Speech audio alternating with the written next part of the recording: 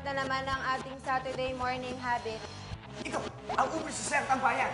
Let's hang out na mga...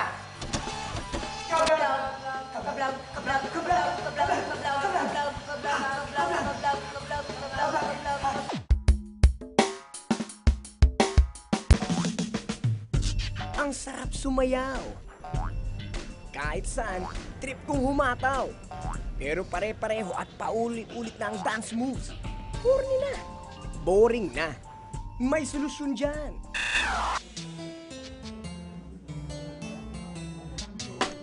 Mga ka-vlog, eto na makakapagpabago ng dance moves ko. Hindi na ako gaganon na lang. Eto na, hip-hop na to. Totohanan na to. Let's go! Swak ngayong summer itong Hip Hop Dance Expo. Dito pwede mag-level up ang mga ka-vlog pagdating sa paghataw sa dance floor ala hip hop. Sobrang dami na ng hip-hoppers. Hindi natin na-imagine na 5 years ago, ganito ba kadami?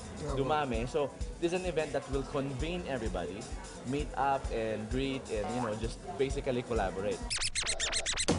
Eh kung ganun, ano pa bang hinihintay ko? Papasok na ako sa unang klase ko, ang New School! Using dance moves mula sa old school hip-hop, ang New School ay mas pinabilis at dinagdagan ng mga bagong pitik. Kasi ang old school, you go 1, 2, 3, 4. Yung New School, 1, 2, 4. Sa isang count, ang dami ng mga Ang dami nangyayaring na. moves.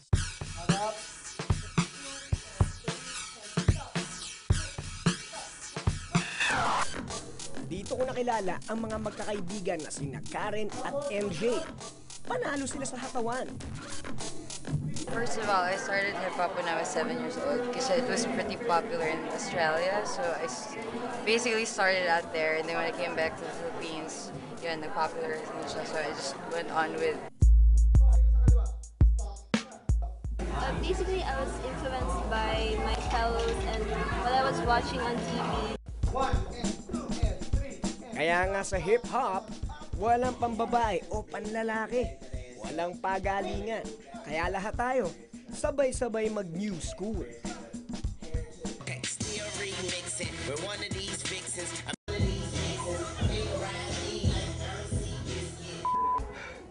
Ang hirap-hirap pala mag-hip-hop.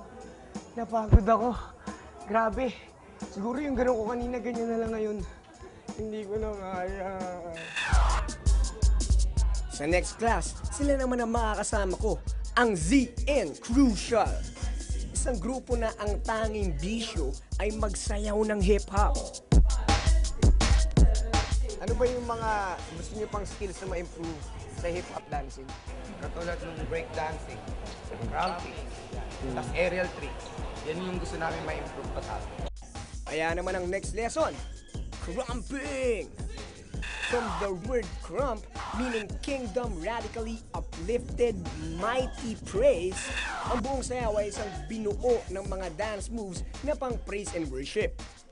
So that's a combination lang ng chest tap, arm swings, and wobble. Yun ang cramping. And done it with the angst na. Kasi kaya bawal nga mag-cramping na nakangiti eh.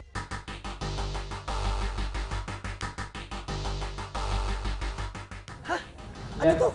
Rumble ba to? O sayaw? Yes. Hindi naman mahirap ang cramping. Kailangan lang may impact ang bawat galaw mo sa bawat bilang. Konting talon, ikot, hampas at padyak, siguradong gets mo na agad ang basic ng cramping. Kaya ngayon, certified hip-hop moves na ang banat ko sa streets. Hip-hop dance, ayos!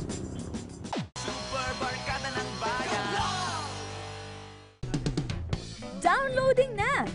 Up, up, and away! Magpapalipad ako ng saranggola.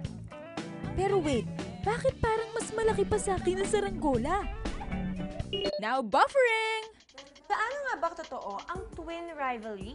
Ano nga bang nasa likod ng problems ng dalawang taong magkadikit since birth? Shh! Moment ko to eh! But these are not just toys. These are extreme toys.